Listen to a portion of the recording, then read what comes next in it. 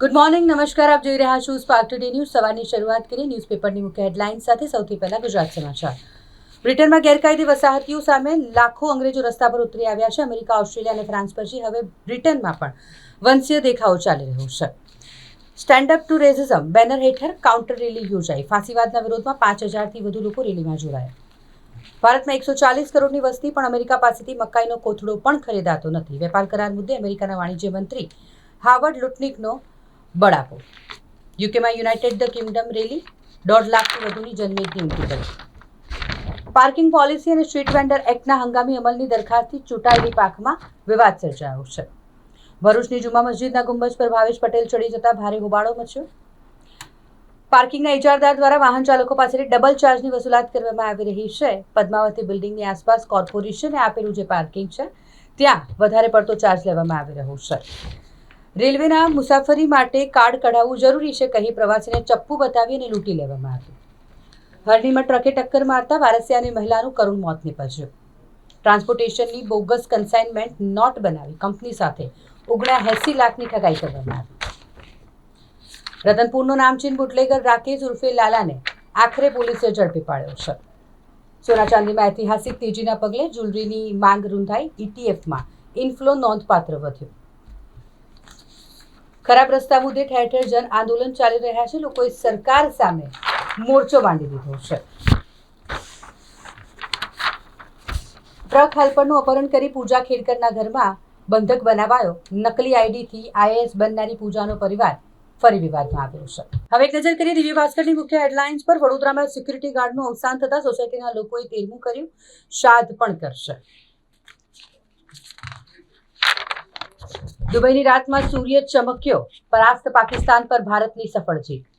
Vadodara airport પર વિમાનોની આવજાવથી ઘોંઘાટનું સ્તર 56 થી 59 ડેસિબલ, મહત્તમ મર્યાદાથી ખૂબ જ ઓછો.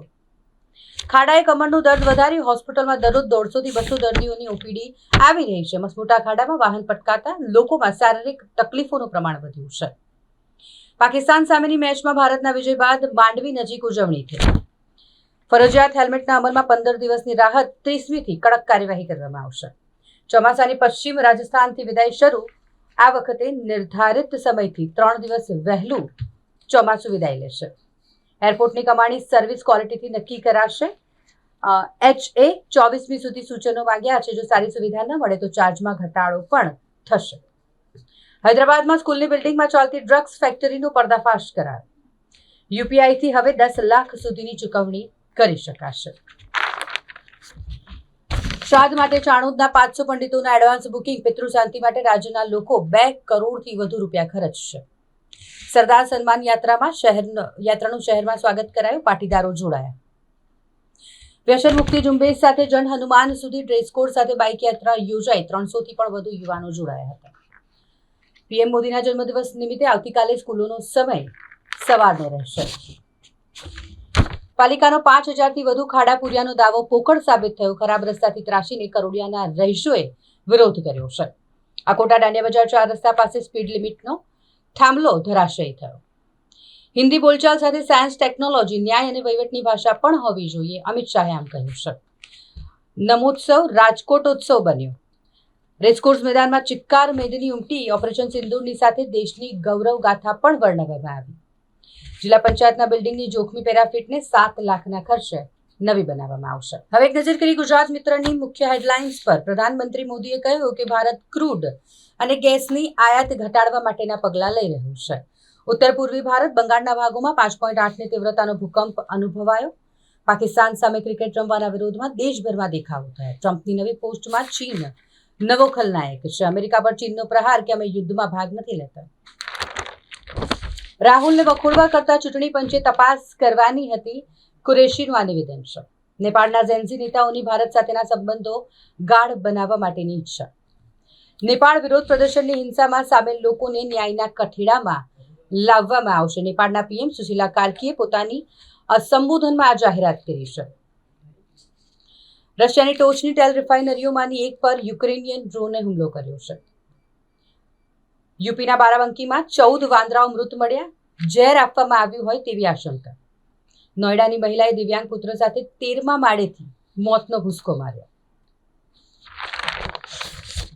પેટલાદ પાલિકાએ વીજ બિલના 7.28 કરોડ લોન લઈને ચૂકતે કરી. આણંદના 3000 કરતાં વધુ કર્મચારી 16 તારીખે રક્તદાન કરશે.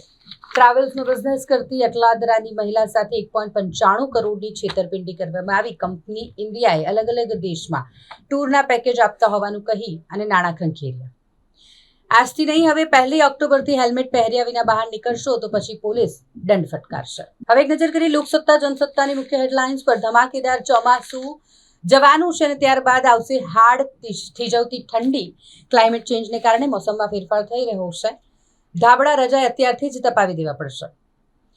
જો પાકિસ્તાન ફરી ચમકલું કરશે તો હુમલો કરીશું, લેફ્ટનન્ટ જનરલે આમ કીધું છે. માતા વૈષ્ણોદેવી યાત્રા આગામી આદેશ સુધી મુલતવી રાખવામાં આવી છે. નેપાળની હિંસામાં મૃત્યુઆંક 72 પર પહોંચ્યો. મૃતકોને શહીદ જાહેર કરવામાં આવ્યા. વચગાળાની સરકાર ફક્ત 6 મહિના માટે છે. હાલના તત્કાલીન પ્રધાનમંત્રી સુશીલા કાર્કીનું આ નિવેદન છે. પાકિસ્તાની સેનાએ ખૈબર પખ્તૂનખ્વામાં 45 આતંકીનો ખુરદો બોલાવ્યો. શાહબાઝ આતંકીઓને જવાબ આપવા તૈયાર. અથડામણમાં 19 સૈનિકોના મોત નીપજ્યા. દુબઈમાં IIM અમદાવાદના પહેલા વિદેશી કેમ્પસનો પ્રારંભ થયો. દુબઈના ક્રાઉન પ્રિન્સના હસ્તે DISC ખાતે કેમ્પસનું ઉદ્ઘાટન કરાયું. પ્રધાનમંત્રી મોદીએ કહ્યું કે કોઈ મને ગમે તેટલા અપશબ્દો કહે, હું શિવ ભક્ત છું, ઝેર પી જાઉં છું.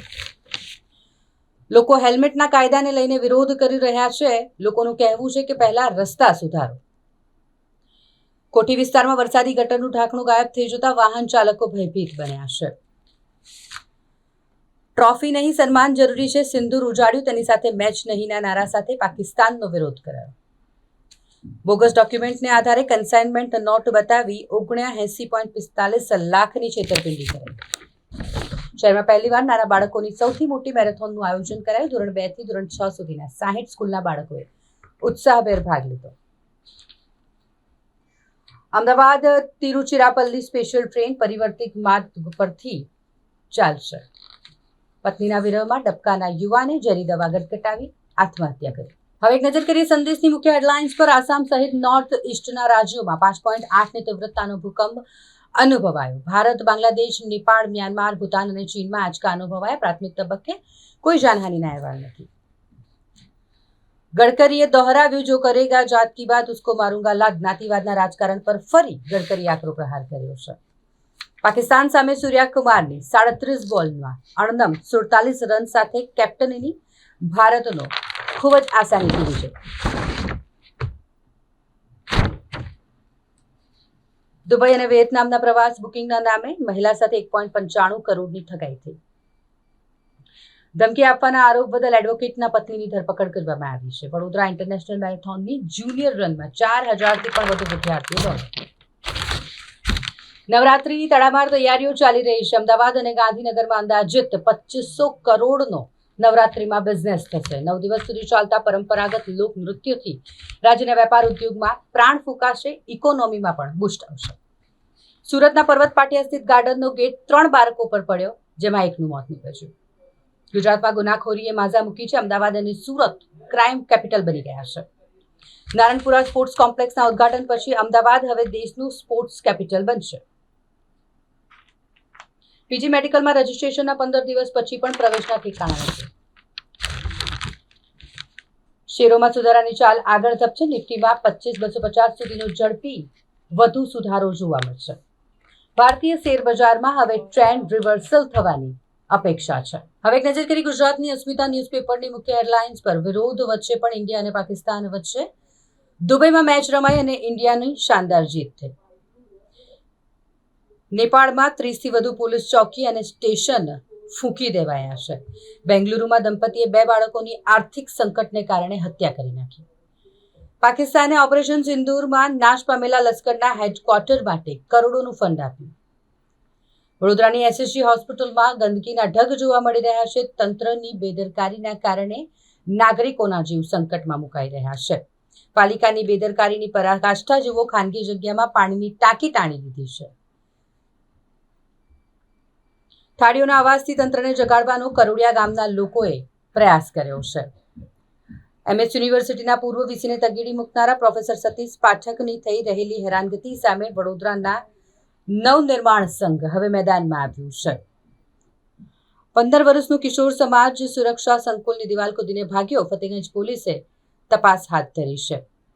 કોર્પોરેશનની ચૂંટણી નજીક આવતા જ ભાજપના ગઢમાં ગાબડા પડવાની શરૂઆત થઈ. કેતન ઇનામદારના ગઢમાં ગાબડું પડી. ડુંડાઓમાં ભાજપ કોંગ્રેસના 150 કાર્યકરો, જેમાં 2 હાલ કાર્યરત સરપંચો આમ આદમી પાર્ટીમાં જોડાઈ ગયા.